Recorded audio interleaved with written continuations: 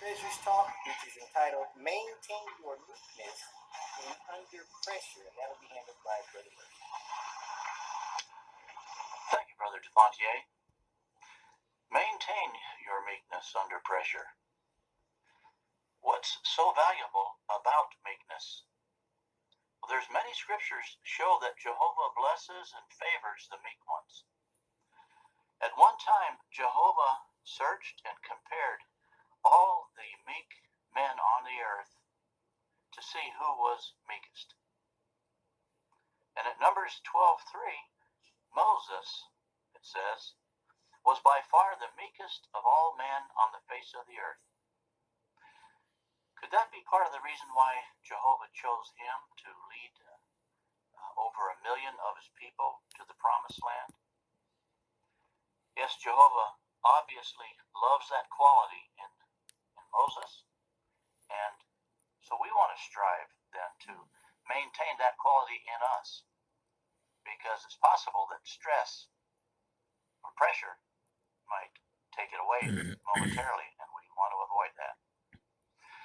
So at Numbers chapter 2, verse 5, that quality was put under test for Moses. So notice how shamefully that the people complained against him and Aaron. And they even wished that they were dead, like the rebels Korah, Dathan, and Abiram. So let's read those verses. That's Numbers, the 20th chapter, verses 2 through 5. It says, "Now there was no water for the assembly, and they gathered together against Moses and Aaron. The people were quarreling with Moses, saying, 'If only we had died when our brothers died before Jehovah.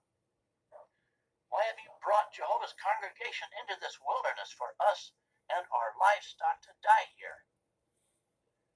And why have you led us up out of Egypt to bring us into this evil place? It is no place for the seed. There's no place for figs or vines and pomegranates, and there's no water to drink.'" Wow, so the pressure was on Moses, wasn't it? Even though Moses was pleasing Jehovah for many years, he lost his meekness there. Toward the end of 40 years, the people were complaining that they were not being cared for properly. They were quarreling with Moses over the lack of water, as if it were his fault that they didn't have water. And despite all the miracles that Jehovah performed through Moses, and even the fact that Moses had a long record of unselfish leadership, the people still complained. So that was enough to rile him up, you might say. So let's see what happened at Numbers, the 20th chapter, verse 7 through 9, or just 7 and 8. We're going to see that Jehovah heard their complaints and was going to peacefully resolve the lack of water. And Moses and Aaron were going to sanctify God's name if they followed the instructions. So verses 7 and 8 read,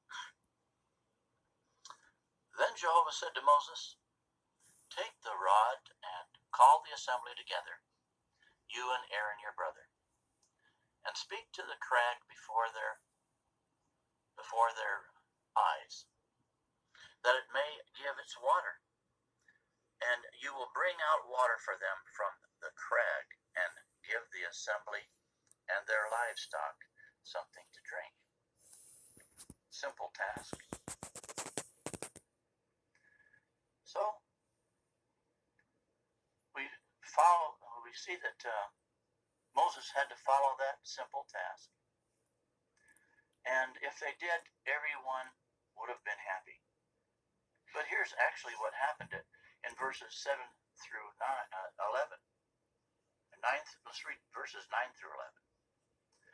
It says, "So Moses took the rod from before Jehovah, just as he had commanded him. Then Moses and Aaron called the congregation together before the crag. And he said to them, "Hear now, you rebels, must we bring out water for you from this crag?" With that, Moses lifted up his hand and struck the crag twice with his rod, and much water began to pour out. And the assembly and their livestock began to drink. So in the heat of anger, Moses called out to them and judged them as rebels. And yes, they were rebels, but Jehovah did not ask for judgment and accusation. Then Moses made a greater mistake. He said, must we bring water out for you? Well, it wasn't Moses that was going to be bringing the water out, of course. It was Jehovah. So Moses was glorifying himself by saying, "Must we bring water?" Then instead of speaking to the crag as Jehovah requested, Moses put on a display as if it were his strength and the striking of the rock twice, as if that would bring water out. Impossible. No, Jehovah wanted the people to see that it was their God and their provider bringing the water out of the crag. So Moses spoke in bitterness to the people, and with uncalled judgment, calling them rebels. And with that, he gave credit to himself by saying, "We must bring water." He took glory from Jehovah. And why? Why? Lack of meekness. Even though Moses was the meekest man on planet Earth, he didn't maintain meekness. We want to maintain meekness at all times, friends. What clearly then is meekness? Well, it's so important we have to really consider this and look at it closely and apply meekness in our lives. We'd better look at the definition of meekness that we have with our article. We see it right here. This definition of meekness is a mildness of temper without haughtiness or vanity. It enables one to endure injury with patience and without irritation, without resentment or retaliation. That's a wonderful quality. Tall order, though, to try to maintain that all the time, but we can do it with Holy Spirit. See why Jehovah loves that quality of meekness? So because of this serious lack of meekness toward Jehovah, Numbers 20 verse 12 says, "Later Jehovah said to Moses and Aaron, because you did not show faith in me and sanctify me before the eyes of the people of Israel, you will not bring this congregation into the land that I will give you, or give them." No, you wouldn't be able to go.